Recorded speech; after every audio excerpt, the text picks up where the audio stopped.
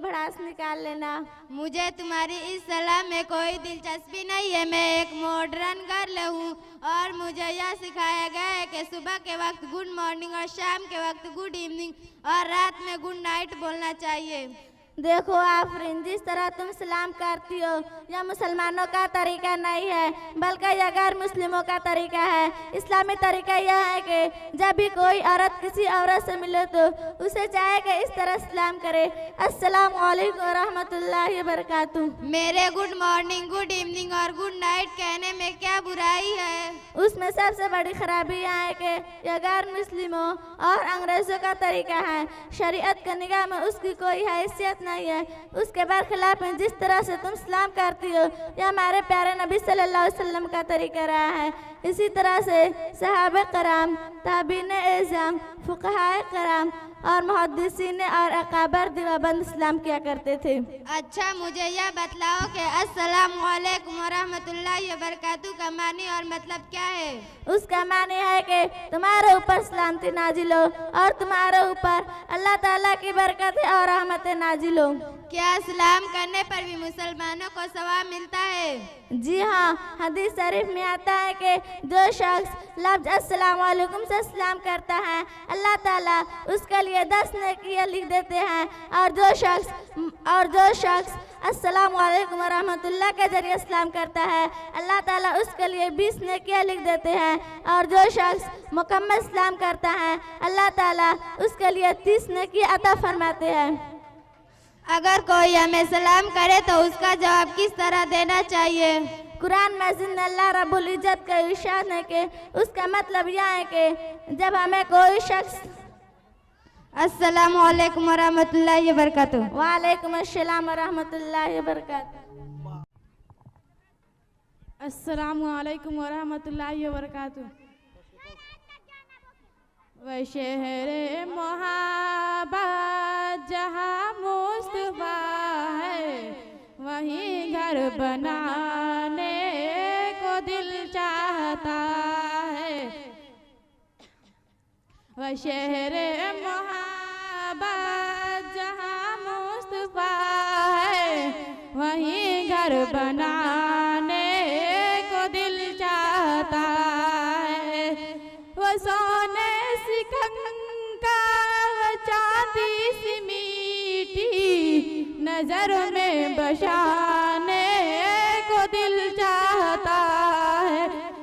वो शेरे मोहब्बत जहाँ मुस्तफा है वहीं घर बनाने को दिल चाहता है। सितारों से ये चांद कहती है दम तुम्हें क्या बताए वो टुकड़ों का आलम।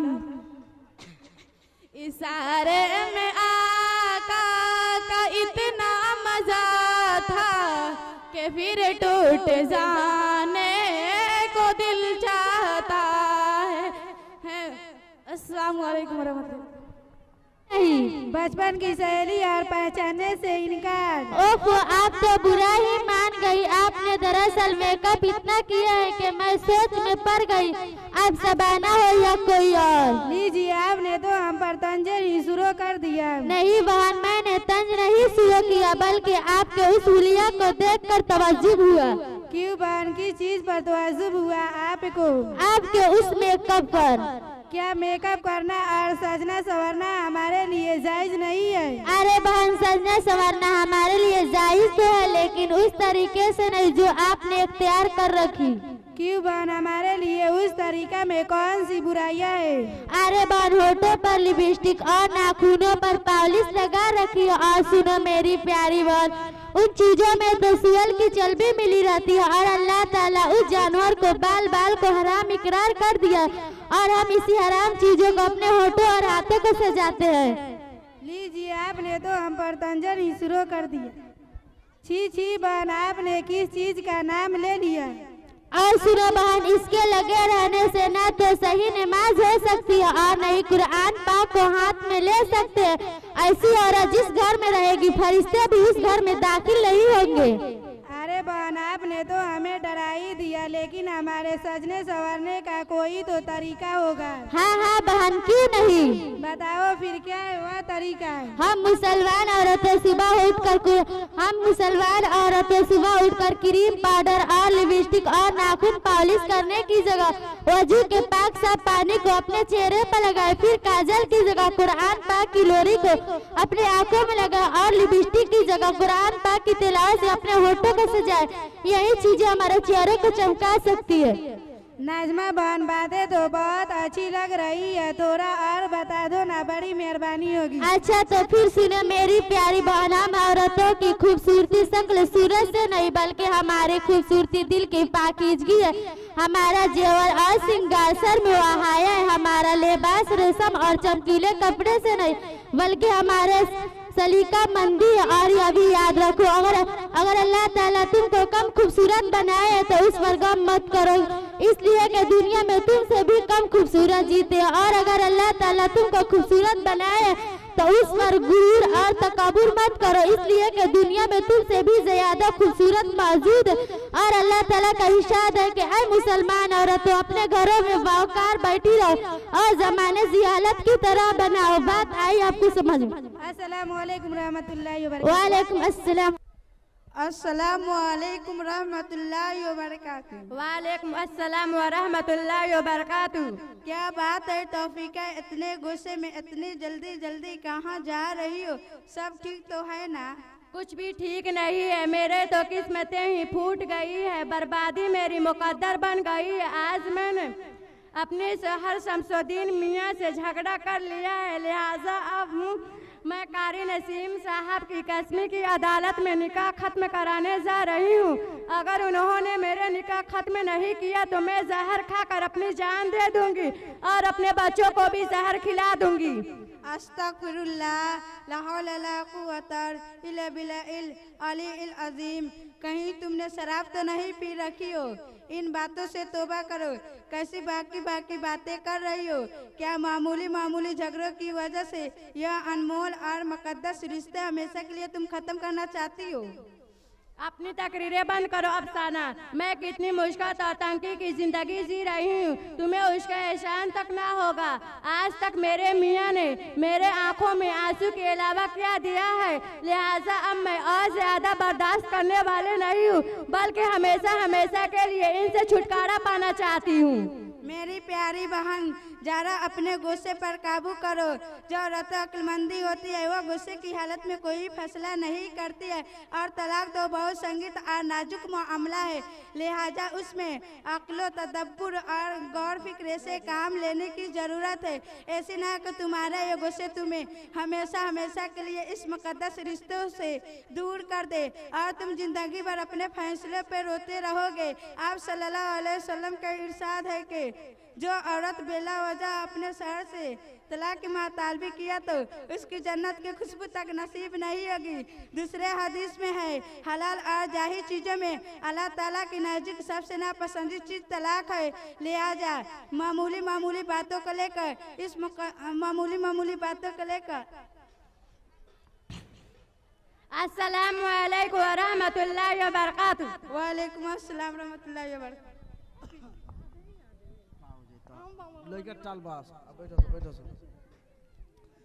इसके बाद तकरीर पेश करने के लिए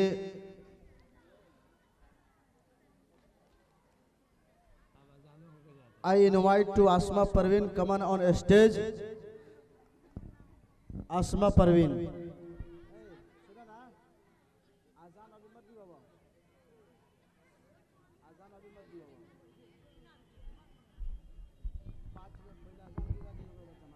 Assalamu alaikum wa rahmatullahi wa barakatuh. Good evening, respected principal, guardians, and all of my dear friends. Education is the key to balance the growth of your personality by training yourself to be spiritual, intellectual, and rational. Education is the part that contacts your personality by using pure soul hands. Education in Islam means the acquiring divine knowledge. In Islam means the acquiring of education And the whole Quran, the very first word of Quran which refers Prophet Muhammad by Allah is Iqra. It means to read. And the whole Quran is about the teaching of Allah, about learning to lead lifestyles of villagers. In Hadith, there is various chapter related ilm, which means knowledge. Thus, Muslim scholars say that the education is the essence of knowledge. Moreover, it is a channel through which one can strengthen their faith and iman. Therefore, it also helps you to acquiring necessary knowledge. Hadith is a book that contacted personality by using. Moreover, the very first word of education is the right to every male and female. Education is the part of guidance which helps you to grow within yourself. Moreover, education has scientific and play an important role in Islam from very beginning. Assalamu alaikum wa rahmatullahi wa barakatuh. के मालिक तेरा ही आसरा है, राजी है हम उसी में जिसमें तेरी रिजा है, राजी है हम उसी में जिसमें तेरी रिजा है। सारे जहाँ के मालिक हम क्या बताएं तुमको, सब कुछ तुम्हें खबर है। हम क्या बताएं तुमको, सब कुछ तुम्हें खबर है। हर हाल में हमारी तेरी तरफ नजर है, हर हाल में हमारी तेरी तरफ नजर है। किस्मत है ये हमारी जो तेरा फैसला है, किस्मत है ये हमारी जो तेरा फैसला है। राजी है हम उसी में जिसमें तेरी रिजा है। सारे जहाँ के मालिक हाथों को हम दुआ की खातिर मिलाए कैसे, हाथों को हम दुआ की खातिर मिलाए कैसे। सजदे में तेरे आकर सर को झुकाए कैसे, सजदे में तेरे आकर सर को झुकाए कैसे। मजबूरियाँ हमारी बस तो ही जानता है, मजबूरियाँ हमारी बस तो ही जानता है। अस्सलाम वालेकुम रहमतुल्लाहि व बरकातुहू। आपकी तबीयत कैसी है? मैं अल्हम्दुलिल्लाह ठीक हूँ, लेकिन तुम बहुत उदास नजर आ रही हो, क्या बात है? क्या बताऊं, अपना गम किसको सुनाऊं। मेरी सबसे लाडली बेटी है, लेकिन जैसे जैसे बड़ी हो रही है मेरी नफरमानी करती जा रही है। इसी के फिक्र में रातों की नींद और दिन का सुकून ख़त्म हो गया है, इसलिए मैं बहुत उदास हूँ। क्यों जी, अपनी अम्मी की बात तुम क्यों नहीं मानते हो? क्या तुम्हें मालूम नहीं है कि अल्लाह ताला ने माँ के कदमों के नीचे जन्नत रखी है? क्या तुम नहीं जानते हो कि जो इंसान अपनी माँ की नाफरमानी करेगा अल्लाह ताला उसे सख्त नफरत करेंगे और उसे जन्नत की बजाय जहन्नम में दाखिल कर देंगे।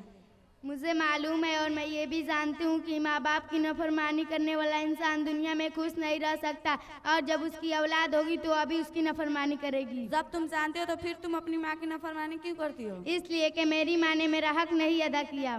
तेरी वालिद ने तेरे किस हक की अदायगी नहीं की? उसने तुम्हें 9 माह तक मुसीबतों के साथ अपना पेट में रखा, फिर इंतहाई मुशक्क़तों के साथ तुझे जन्म दिया, और तेरी माँ ने तुम्हें दूध की शक्ल में अपना खून पिलाया, और तुम कहते हो कि उसने तुम्हारा हक अदा नहीं किया।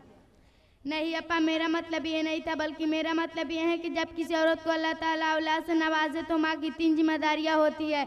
नंबर 1, अपनी औलाद को बेहतर और इस्लामी नाम रखे। नंबर 2, अपनी औलाद को कुरान हदीस की तालीम सिखलाए। नंबर 3, और जब उसकी शादी का उम्र हो जाए तो उसकी शादी करा दे। लेकिन मैं जब पैदा हुई तो मेरी माँ ने इस्लामी नाम के बजाय मेरा नाम जुगनी रख दिया, और जब मैं बड़ी हो गई तो मेरा दाखिला मदरसा के बजाय स्कूल में करा दिया। इसलिए अपा मैं उनकी बात नहीं मानती हूँ। अस्सलाम वालेकुम वरहमतुल्लाहि वालेकुम अस्सलाम व रहमतुल्लाहि व बरकातुहू। अस्सलामु अलैकुम व रहमतुल्लाहि व बरकातुहू। अल्हम्दुलिल्लाह रब्बिल आलमीन, कफ़ा वस्सलातु वस्सलामु अला सय्यिदिल अंबियाइ वल मुरसलीन, अम्मा बाद, फ़अऊज़ु बिल्लाहि मिनश शैतानिर रजीम, बिस्मिल्लाहिर रहमानिर रहीम। क़ुल हुवल्लाहु अहद, अल्लाहुस समद, लम यलिद व लम यूलद व लम यकुल लहू कुफुवन अहद। आज मैं आपके सामने एक तकरीर पेश करनी चाहती हूँ जिसका उन्वान है अल्लाह की वहदानियत।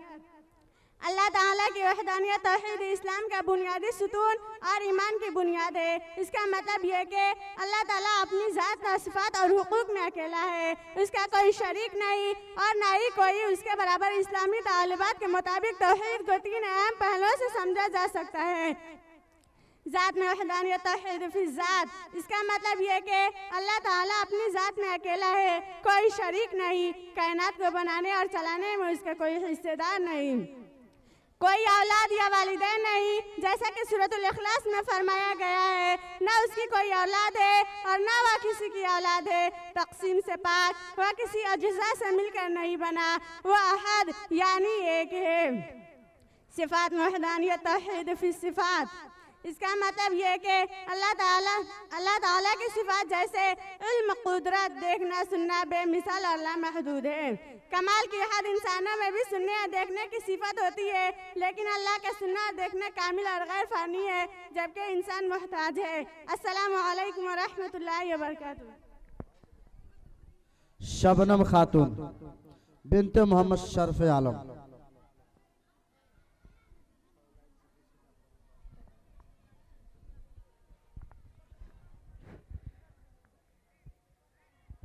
अस्सलामु अलैकुम व रहमतुल्लाहि व बरकातुहू।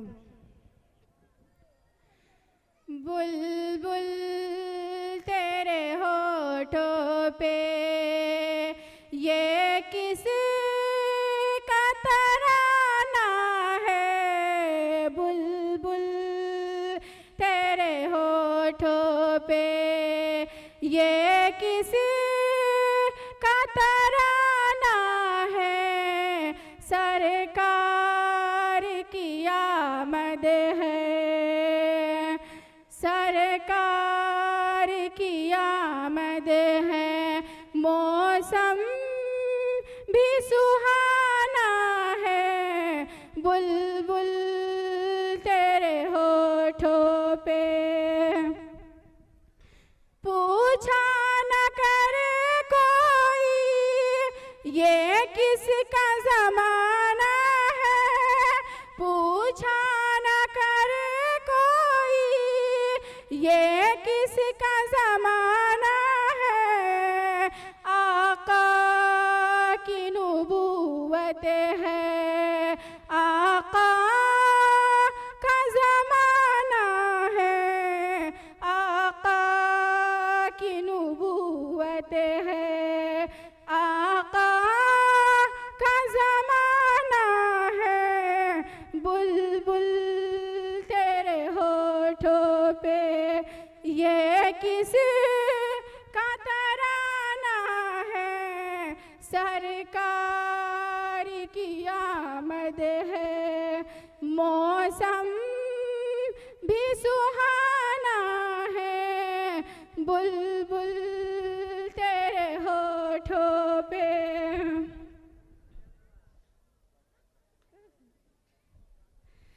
सूरज भी पलट आया और चांद हुआ टुकड़े, सूरज भी पलट आया और चांद हुआ टुकड़े, सरकार की उंगली का क्या खूब निशाना है, सरकार की उंगली का क्या खूब निशाना है।